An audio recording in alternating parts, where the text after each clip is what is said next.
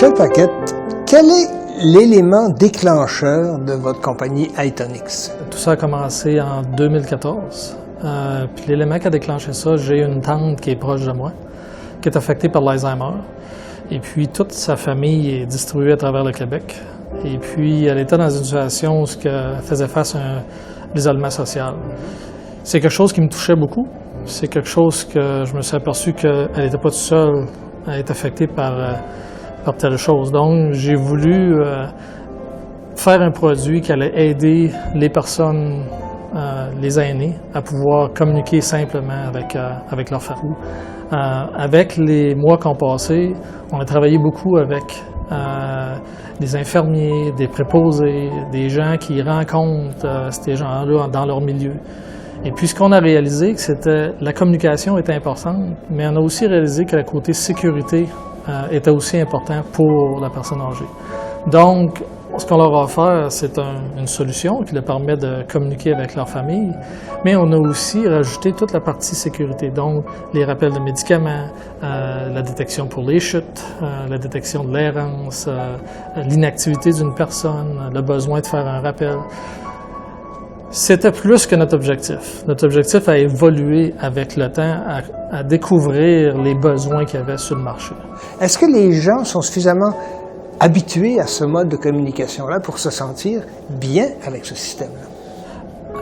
Je vais prendre un exemple d'un de nos clients qu'on a. Vous savez, la simplicité de notre solution est vraiment importante.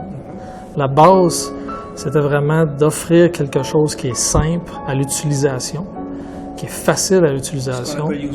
Exactement. Okay. Qui permet à un usager, simplement avec une touche sur une photo, d'appeler la personne désirée.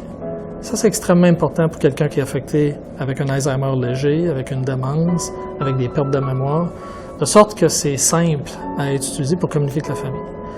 Maintenant, le bien que ça apporte à des membres de la famille, j'ai par exemple un usager qui est dans l'Ouest canadien, qui utilise le système, et c'est son seul moyen de communiquer avec la personne du membre de sa famille.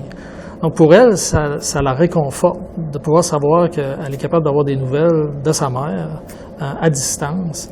En tout temps. En tout temps. Okay. Et puis c'est des gens que je vous dirais qui utilisent ce système-là sur une base très régulière. Quand je regarde en moyenne dans notre système, les gens vont utiliser le système au moins une fois aux 2 jours, certains vont être une fois par jour, certains vont être une fois plusieurs jours, mais c'est une base très régulière. Puis on parle d'une quinzaine de minutes à chaque fois pour pouvoir faire un appel.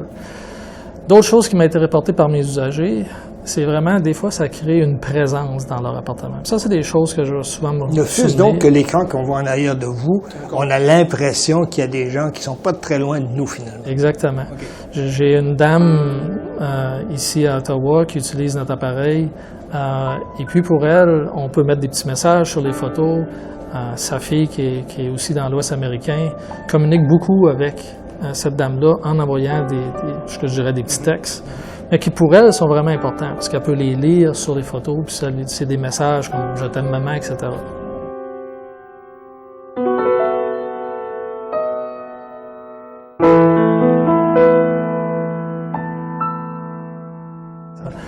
Notre système, premièrement, est un système sécurisé, comme vous avez bien expliqué. Donc, avoir l'information qui est capturée dans nos bases de données sont vraiment protégées. Je vous dirais, de ce qui est de l'information des personnes, on garde très, très peu d'informations par rapport à une personne en tant que telle. C'est les membres de la famille qui s'invitent un à l'autre comme contact. Donc, nous, on n'est pas vraiment... On est le groupe qui va installer l'unité chez la personne en question. Et puis, on va encourager les membres de famille à joindre le réseau social qui permet de communiquer. Et puis, entre eux, peuvent s'inviter pour pouvoir s'ajouter au réseau. C'est simplement un enregistrement qu'on fait en ligne en mettant son nom, son mot de passe, et puis on est rentré. Tout ce qui touche l'information sur les adresses, la date de naissance, etc., ça sont des choses optionnelles. Donc, beaucoup de nos gens ne mettent pas cette information-là. L'infrastructure consiste en quoi? Consiste en un écran à chacune des extrémités avec une liaison informatique numérique entre les deux. Est-ce que c'est simplifier un peu les choses? Je vous dirais, première chose, l'appareil comme tel est mis seulement chez la personne qui en a besoin. Donc, la personne, l'aînée comme telle, on va mettre l'appareil chez elle. Pour les autres membres de la famille ou les membres professionnels, c'est simplement une application qu'on installe, qu'on peut retrouver du côté Google, le magasin Google ou le magasin Apple.